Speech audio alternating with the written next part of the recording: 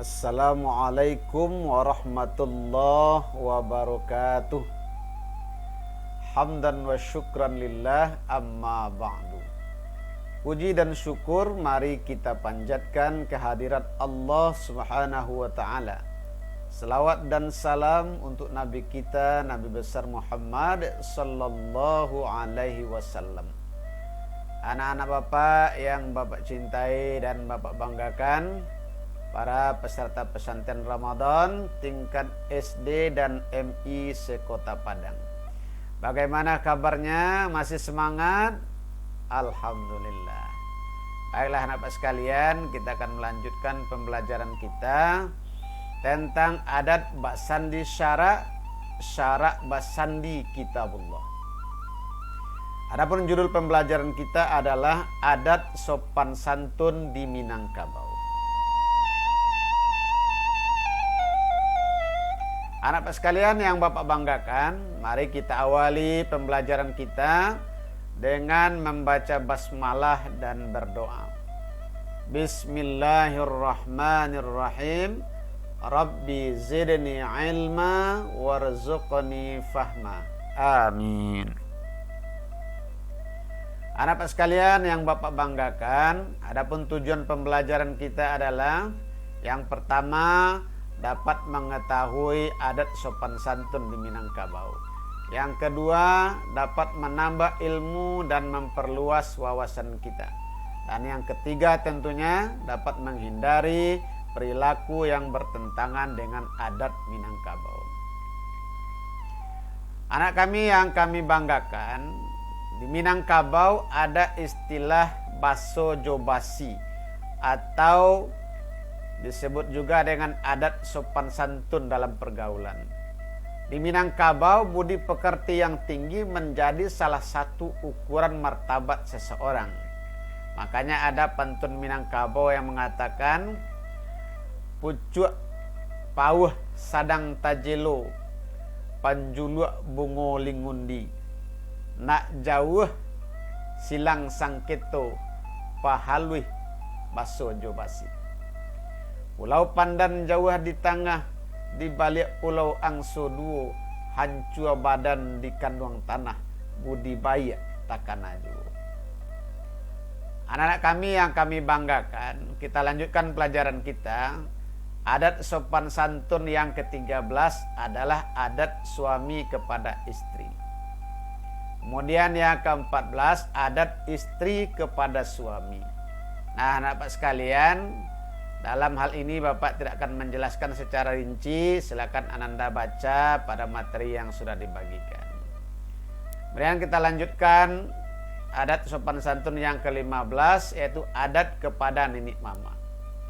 Adat kepada nenek mama adalah yang pertama menghormatinya, yang kedua berterima kasih kepadanya, yang ketiga pergi tanpa punggung, pulang tanpa muka.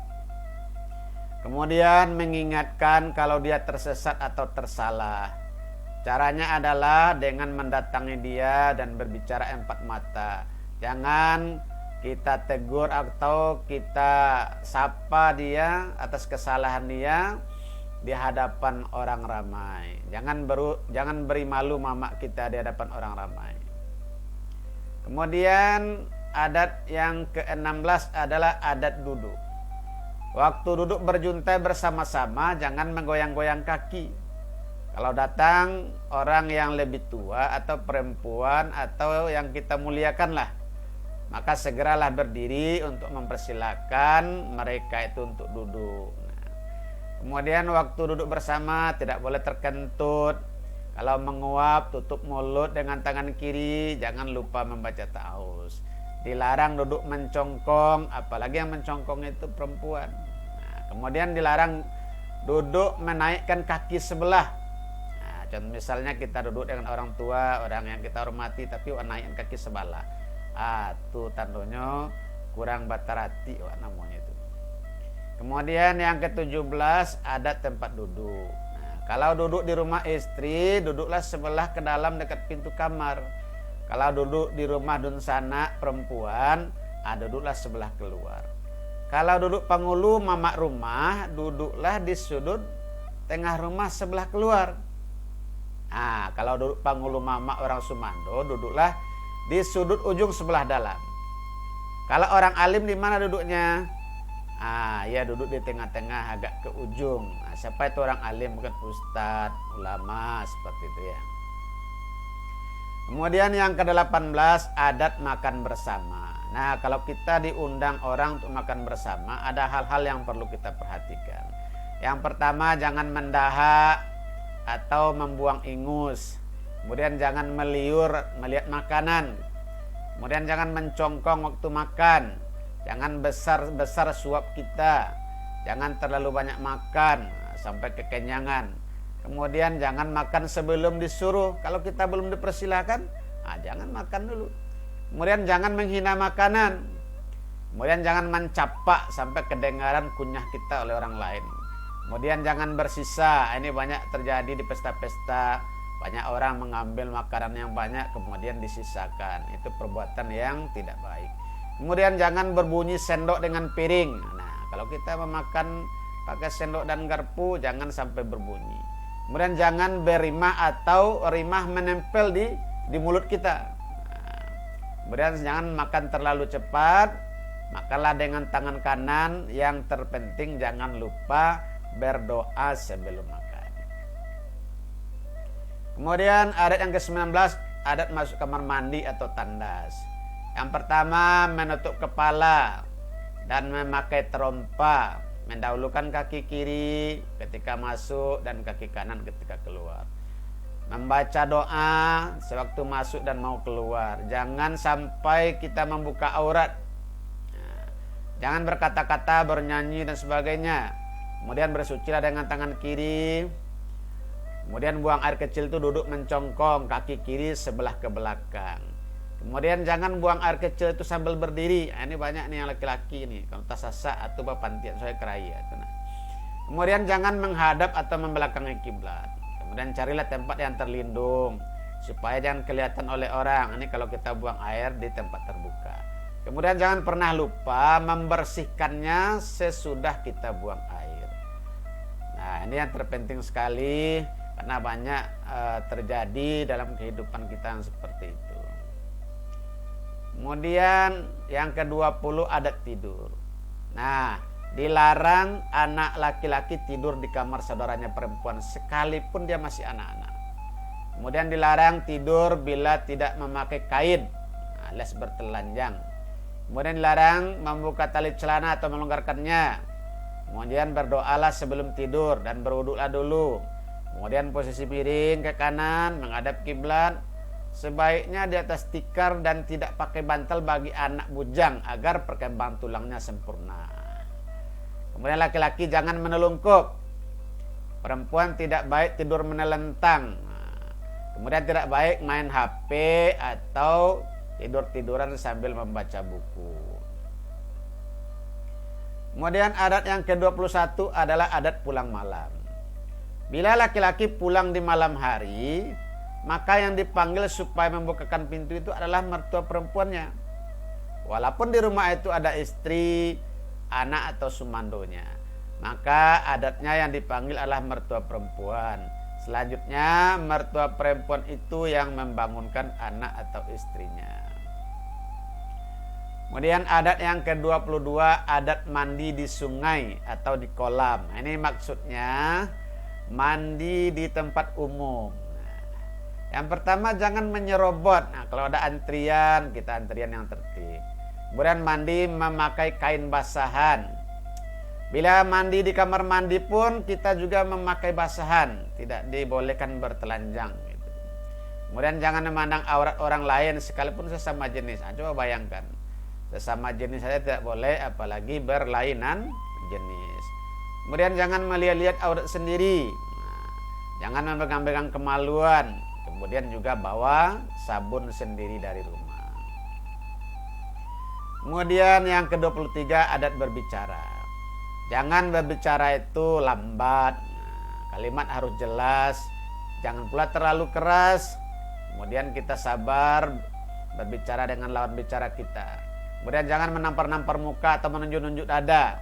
Kemudian jangan pula membesarkan mata sama orang ya. Kemudian jangan berebut-rebut berbicara. Dengarkan baik-baik kalau kawan kita sedang berbicara. Jangan menunjuk-nunjuk orang pakai tangan kiri sambil berbicara gitu. Kemudian jangan tiap berkata kita tertawa, tiap berkata kita menyeringai sehingga orang tidak paham apa yang kita maksud. Kemudian jangan melihat lurus ke kawan, melainkan sesekali melihatlah ke tempat lain supaya lawan bicara kita tidak grogi. Kemudian dalam komunikasi itu kita mesti menyenangkan lawan bicara kita.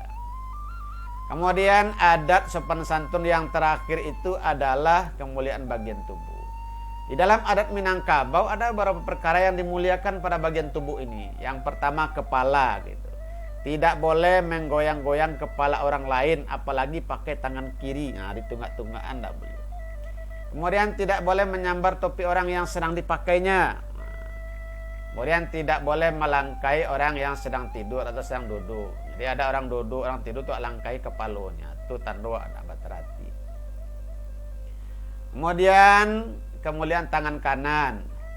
Memberi dengan tangan kanan, menerima dengan tangan kanan, bersalaman dan memberi hormat juga dengan tangan kanan. Meletakkan dan mendudukkan orang yang kita hormati sebelah kanan.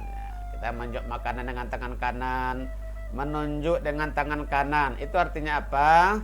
Nah, kita mengutamakan hal-hal yang kanan dalam kehidupan kita. Kemudian yang terakhir kemuliaan muka, itu yang ada di hadapan kita.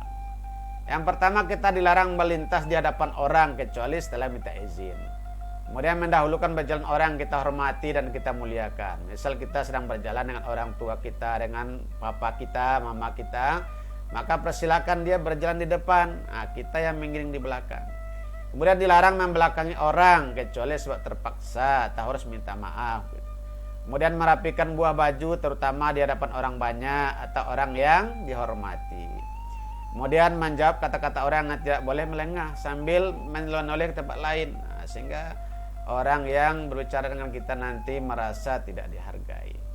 Anak-anak Pak sekalian yang Bapak banggakan, nah itulah pelajaran kita adat Basandi Syarak, Syarak Basandi Kitabullah, adat sopan santun di Minangkabau. Mudah-mudahan apa yang kita pelajari menjadi ilmu bagi kita dan yang terpenting dapat kita amalkan dalam kehidupan sehari-hari. Kemudian yang terakhir, jangan lupa videonya di subscribe. Mudah-mudahan video ini akan menjadi lebih baik nanti di masa yang akan datang. Demikian saja, terima kasih atas segala perhatiannya. Mohon maaf atas segala kekurangan. Billahi taufiq wal hidayah. Wassalamualaikum warahmatullahi wabarakatuh.